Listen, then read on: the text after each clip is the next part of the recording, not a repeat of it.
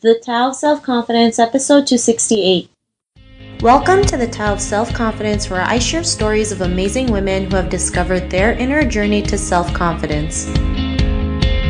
Visit our website at thetaoofselfconfidence.com. Your inner journey to self-confidence awaits. Well, hello friend. Welcome to the Tao of Self-Confidence, where I share stories of amazing women who have discovered their inner journey to self-confidence. I'm your host today, Sheena Yap Chan, and today's guest, I have a phenomenal woman on the show today. She's an actress, and I'm just really excited to have her on so she can share her story and tips on self-confidence. And without further ado, I'm going to introduce you to Victoria Park. Victoria, how are you today? Maybe you can fill in a little bit more about yourself to our listeners. Sure. Hi, Sheena. Thank you so much for having me. I am an actress, like you said, occasional blogger. I say occasional because I'm not very regimented with it. I'm originally from Chicago, which I'm very proud of, but I now live in LA. And the show I'm currently working on is a new show called Sweet Vicious, and it's going to be coming to MTV in November, so you can watch me on that. Awesome. Well, thanks for sharing that. And Victoria, what's your cultural background?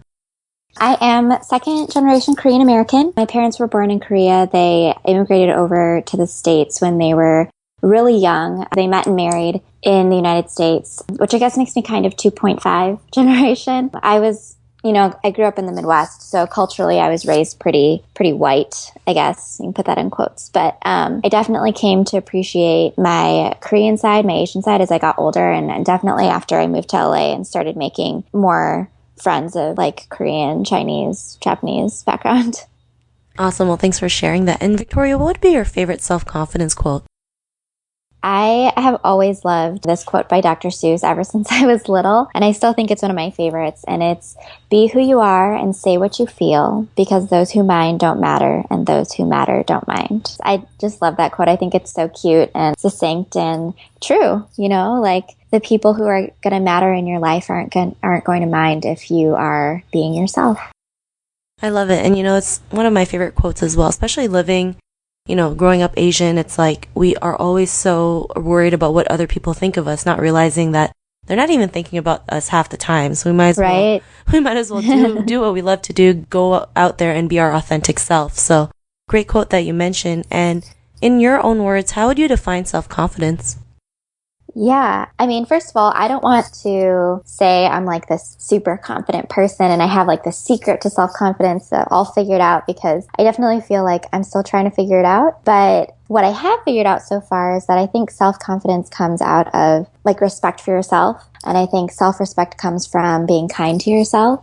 There's this great quote by Buddha that says, "If your compassion does not include yourself, it's incomplete." And I heard that recently and I just loved it. I don't feel like we can really love others well without first knowing how to love and respect ourselves, strengths and flaws and everything. And I don't feel like I was really ever able to be confident in myself without first learning to accept myself and getting to know myself for everything that I am, the good stuff and the bad. And once I could do that, once I knew who I was and accepted myself for who I was, I think confidence really came out of that. And once you are able to accept those growths and mistakes and changes that you go through, I think that that's really freeing, I totally agree with you. And, everything that, happens in our life, we have to realize it has to start with us, right? Taking action in whatever it is we want to do, whether it's getting more confidence, getting better, doing what we love to do, loving Definitely. ourselves. It really has to start with us and the belief that we can do it. For sure. And once we have that belief, that's when I believe the true magic happens. So it's a great journey out there, and we all, I think everyone's still trying to figure out self-confidence. I know I am half the time. Yeah. It's funny. It's like I have a show about self-confidence, but, I'm still trying to figure it out too. I mean, and it's fine. It's okay, and that's what it's all about. Definitely. So great definition. And what was your life like before your discovery of self-confidence?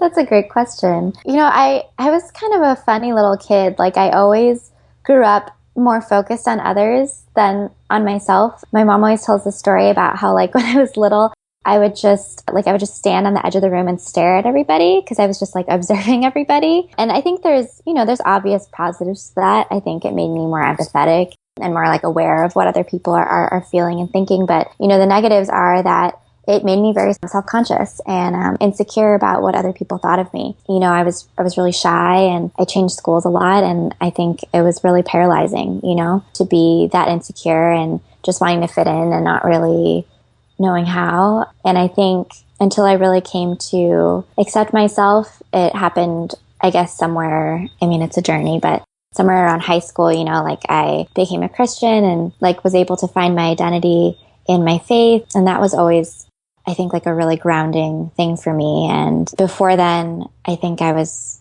like I said, really insecure, and I was really unhappy. And I think I realized that living your life to make everyone else happy is not really a good way to live, you know? And in the end, it makes everyone unhappy. Thanks for sharing that. You know, I totally agree, right? When you go out there and your parents or the people who tell you what to do and how you're supposed to live your life, it's not freeing. You're kind of like trapped in this box, like you can't even get out of. And, you know, you start to doubt yourself. You think, you know, you're not good enough to go out there and live your own life. And a lot of people deal with this and feel like they're the only ones who are dealing with it, not knowing there's, you know, a lot of us actually deal with this problem. And, you know, when we know we're aware of it, we can find ways and start solutions on how can we live better, how can we go out of the box, how can we, you know, do amazing things out there. And, you know, like you said, when you stop caring about what other people thought, that's when you were able to be who you are today. And, you know, because of that, what's your life been like now? Like we've been saying, it's definitely a journey, you know, still discovering it more every day. But I can say for sure that I'm a lot more at peace. I don't have as much anxiety, you know. I feel like I can go about my day and my job and like where I feel like I'm placed in this world a lot better, and I can love people better because I am able to love and respect myself, you know. You know, I totally agree with you on that, just because, you know, when you are more at peace with yourself, it's like you have less to worry about. You know that everything will be okay, and you have, you know, you believe in yourself enough that you're just going to figure it out no matter what's going to happen. Yep. So, yeah. You know, it's the greatest thing in the world. And Victoria, if our listeners were tuning into your episode, you know, they may be in a similar journey to self-confidence, what would be that one tip you would give to them? I think I would say, remember that it's a journey. We've been saying that a lot. I don't know if there's ever a day that you just magically have it all figured out and you never have to deal with insecurity again. You know, I'm only 28, so maybe when I'm like 50 or 80, I'll be like, no, I figured it out, but I definitely haven't figured it out yet. And I think that that's okay. You know, that ability to give grace to yourself when you make mistakes, to, you know, love yourself for who you are and laugh at yourself when you fall down. I think that's really important. And I think, you know, I'm sure like all of your listeners are strong, sensitive, amazing women. And I think as strong women, we're really good at like loving our friends really well. We give our friends really good advice, but I think we're not so good at taking our own advice, you know? So I would just say, take that advice that you give to your friends with such love and turn it back around on yourself. You know, do you think that you are smart and kind and beautiful and amazing and strong and all the things that we tell our friends? Because you are. And once you can start to really believe that, I think you'll be more free to go back out and love other people and live your life better. I have one more quote for you. It's, be kind, for everyone you meet is fighting a hard battle. And I think I would just take that one step further and extend that to yourself. You know, be kind to yourself, because I think not only confidence, but a lot of good can come out of that. Thanks for sharing all these tips, Victoria. And, you know, I believe that last tip you said, which is to be kind to yourself. You know, we're so great at self-sabotaging and punishing ourselves for these small little mistakes that don't even, like, matter. But we just, in our heads, it's like this story we tell ourselves, and it's like this huge thing. And, you know, I've been guilty of it as well. It's like, I have to stop and think like, whoa. It's not as big as we always seem. And, you know, it's okay if we make mistakes. I mean, definitely. It's a part of life. So thanks for these amazing tips that you mentioned. And if our listeners wanted to get to know a little bit more about you and what you do, is there any links or social media profiles we can connect with? Yeah, I'm on every social media profile. I have to be, you know, in this day and age. And my handle is Hey, like Hey, Hey, BVP. Also, you can find me on IMDb or at my blog, which is littlebigcity.com.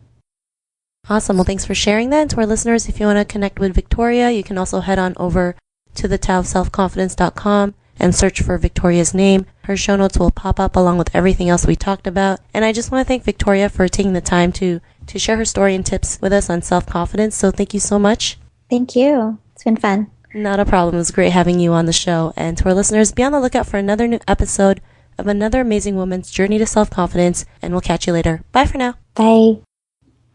Thank you for tuning in to another amazing episode of The Tao of Self-Confidence. Get your free audiobook by visiting our website at thetaoofselfconfidence.com. Your inner journey to self-confidence awaits.